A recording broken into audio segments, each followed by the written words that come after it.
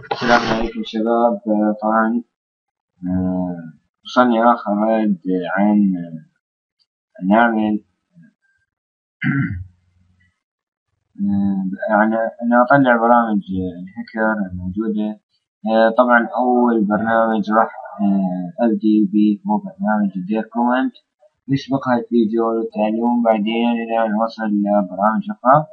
طبعا لديها أيام طويلة. الآن عندنا برامج الاختراق ومنها الفيديو عفوا الدير كومنت. طبعا برنامج لا يحتاج فقط إلى بورد أو نوع IP معروف، وعندي كثير من الضحايا بس معزين. أوكي. طبعا البرنامج راح أشرحه لكم ونزل على ميديا فاير. طبعا هو كالآتي: مثل ما تشوفون دير كومنت وبرنامج عربي. أوكي، هيجيكم هذا البرنامج، نضغط على دير كومنت، هيفتح لكم البرنامج. Sound activated. اوكي، هيفتح لكم مثل ما تشوفون منفذ تعملوا له من جديد، نعتبره أنا برنامج جديد عندي. راح يطلع لكم هيش، تقولون فتح منفذ وفتح. اوكي، وتروحون أوامر الاستخدام، وتروحون إلى انعاش الاتصال، تقولون معالجة وأوكي. تروحون إلى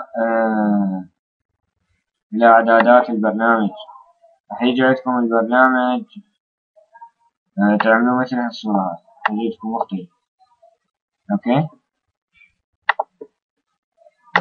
بعد تروحون إلى السيرفر، عم تكون السيرفر، تروحون إعدادات متقدمة، تروحون كلمة المرور توصلوها، ترجعون من جديد، وتروحون تعدلون مثل ما تشوفون، تحطون IP. إذا كان عندكم البورد ما يحتاج IP. يعني تقول تشغيل السيرفر، إجابة السيرفر مخفي.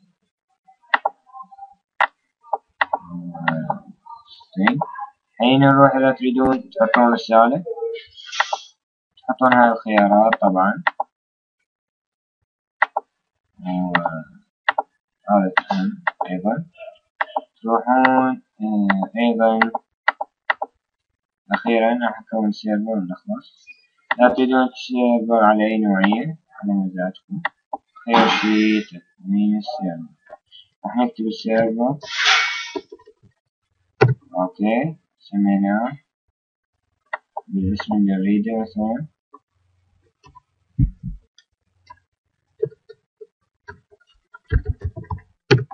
سميناه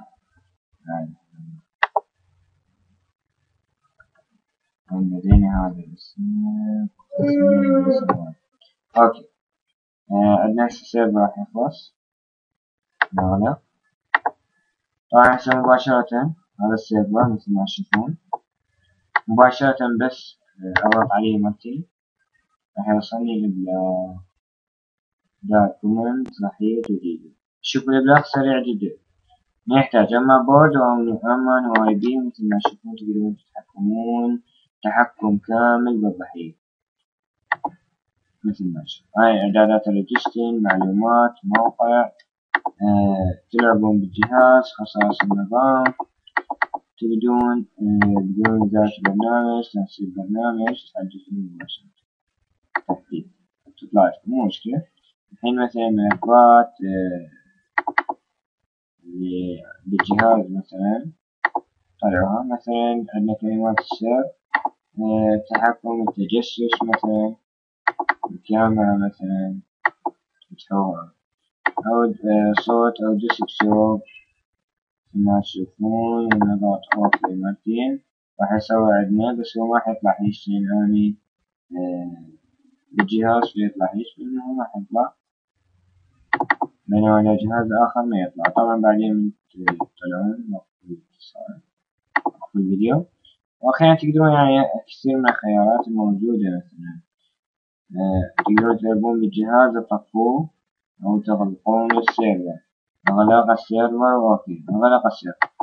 راح أشوف تقارير مستخدم. هذه التقارير وهذا الشرح وافي وكافي. وأشوف فيديوهات أخرى وبرامج أخرى إن شاء الله.